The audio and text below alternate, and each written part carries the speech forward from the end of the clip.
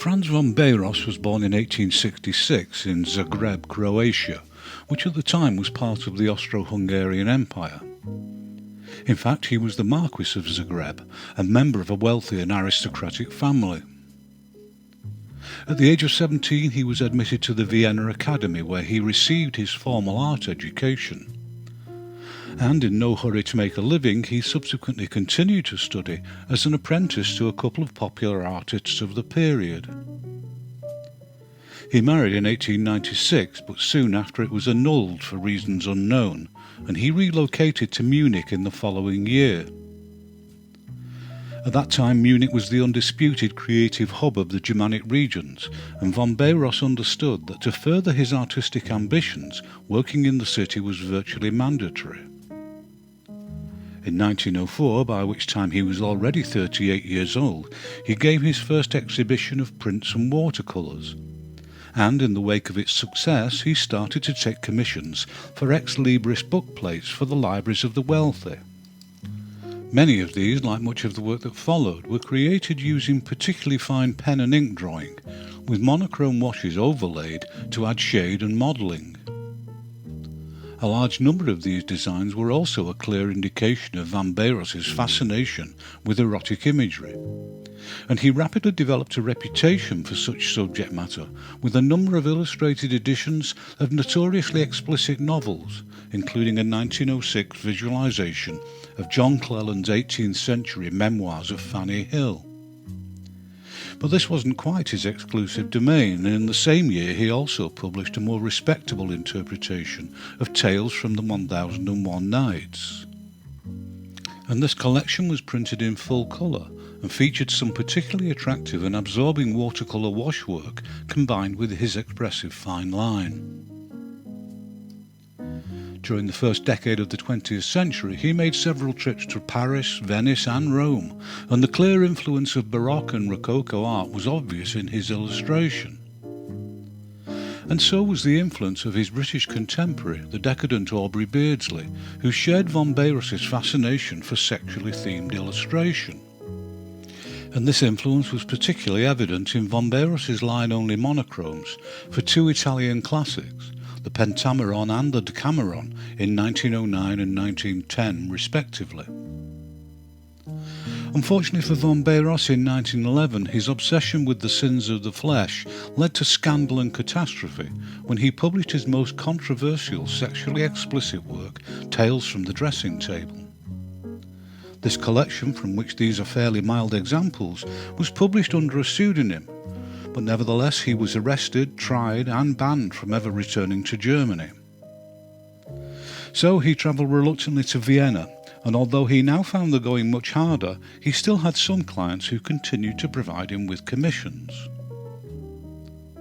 When the Allies won the Great War in 1918, von Bayros sank into a profound depression, and it wasn't until 1921 that he resumed work with an ambitious project to produce 60 watercolours for Dante's Divine Comedy. This remarkable body of dramatic and accomplished pen and watercolour images received rapturous reviews, and their creative success and critical acclaim was sufficient to overshadow the lingering scandal of his trial and banishment. And although he was still creating his erotic portfolios into the 1920s, this was his last significant and arguably greatest achievement. And in 1924, von Bayros died of a brain hemorrhage in Vienna at the age of 58. For reasons I can't imagine, it's particularly difficult to find any information whatsoever about children's illustrator Frank Adams. And the search isn't helped by the existence of an even more obscure American illustrator of the same name, born in 1914. And due to the pronounced lack of information, I should confess there is more than likely only occasional connection between the visuals and the narration. Adams was born in 1871 somewhere in England, and other than this there's nothing at all until 1900, when his book The Frog He Would A-Wooing Go was first published. Given that he would have been 31 at the time, it's highly likely there would have been earlier work, but that's just speculation. The book gathered together a mix of beautiful watercolour paintings and quite a few more monochromes, all of which displayed charm and humour, and a real talent for narrative illustration for children. He favoured a particularly clean and expressive linear approach, which had little need of hatching techniques to embellish it. And in colour he usually worked over the line, with a blend of flatter or more highly rendered areas in watercolour, which gave his images a distinctive graphic solidity. Unfortunately, following this book, there's another absence of evidence until 1909's Arthur and the Boilie Bird, written by W. Gurney Benham. Like a host of others, Adams also created an edition of Alice in Wonderland in 1912, and although it featured a series of well-executed watercolours, there was little to distinguish it from the competition at the time. But in the same year he published Sam the Sportsman, which was a more distinctive collection of comedic hunting scenes set to verse.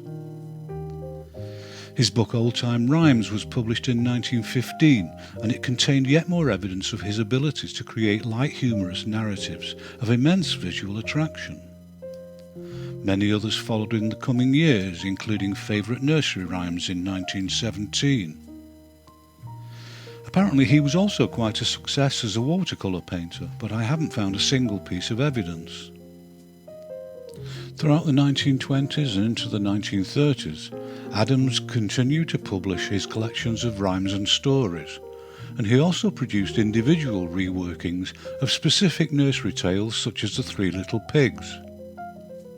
Among the many things I don't know about Frank Adams is when his last book was published, and all I can offer is that he died somewhere in England in 1944 at the age of 71. Although British, Joyce Dennis was born in 1893 in India, where her father served as an officer in the army.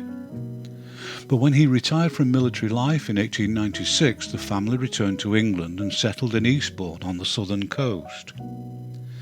A few years later, the family relocated to Devon, and when old enough, Joyce enrolled at Exeter Art School. She then began further art study in London, but this was interrupted by the outbreak of war in 1914. She then joined the Voluntary Aid Detachment nursing scheme and recorded comical accounts of her experiences, such as the 1916 book Our Hospital ABC, with verses by Hampden Gordon and M.C. Tyndall. She also illustrated a book of rhymes called Our Girls in Wartime and Rhymes of the Red Triangle in 1917 and 1918, as well as some recruitment posters for the War Office.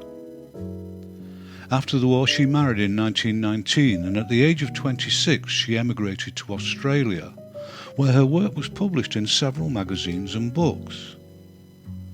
A couple of years later she gave birth to her first child and moved back to England. Although family life occupied much of her time, she continues to draw and paint, even if at a much reduced rate of productivity. But within a few years she was able to devote more time to her career, producing light humorous illustration and strip cartoons for magazines including The Sketch and Punch, as well as a number of humorous books.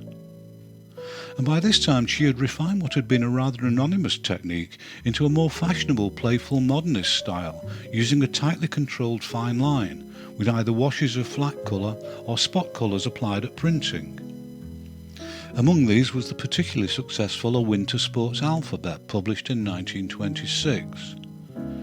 The book was a collaboration with the Punch writer known as Evo, and it comically dealt with the current craze for skiing among the more fashionable affluent middle classes.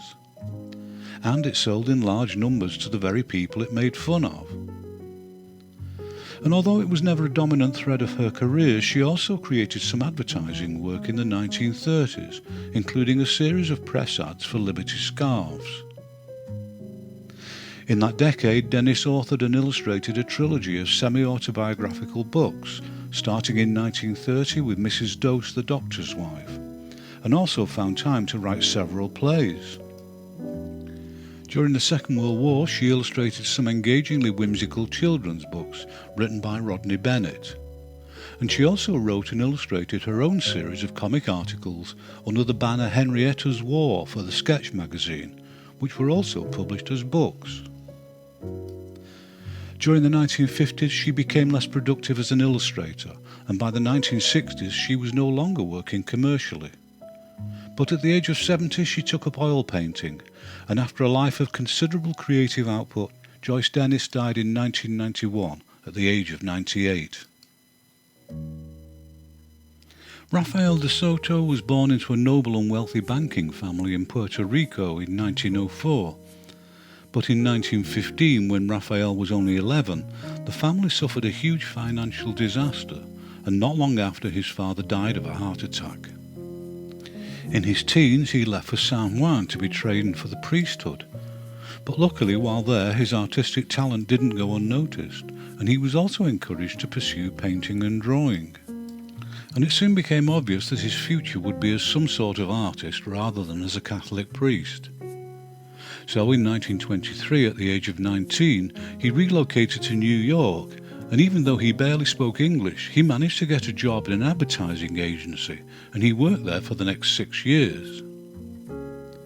In 1930, by which time his English was fluent and his understanding of the illustration market was strong, he began to create illustrations, mostly for Western-themed pulp fiction magazines. Within a couple of years he'd become well established in this market and had branched out into other genres, and in particular he had great success with hard-bitten detective stories. Like virtually all the pulp artists, he worked in oil paint, and he had a confident expressive technique and a good eye for lighting effects, which made him ideal for the melodramatic requirements of the average pulp cover. His paintings were based on photographs he took of models in the poses he wanted, and he would then place them strategically within the composition and add the props and background if any were needed. Frequently these were kept to a minimum, with theatrical darkness being an ever-popular choice. He worked prolifically through the 1930s, and by the end of the decade he was considered one of the most talented and successful illustrators in the pulp fiction market. De Soto was a diabetic and unable to fight in the Second World War, but his output diminished nevertheless, as during the war his wife was diagnosed with cancer, and she died a couple of years later in 1946. In the 1950s, the market for pulp fiction dwindled rapidly to non-existence, but he started creating more respectable illustrations for mainstream magazines, including Collier's and the Saturday Evening Post. There was also the new paperback fiction market, and the content of many of these provided perfect material for De Soto's melodramatic style. And in addition, he found himself in great demand from the new breed of larger format adventure magazines for men, which also gave him free rein to create even more salacious and overblown scenarios than the pulps had. In 1964 he retired from illustration, but he taught art at State University in New York for another decade, and he died in Long Island at the age of 88 in 1992. And that's the end of another, so I hope to see you next time around.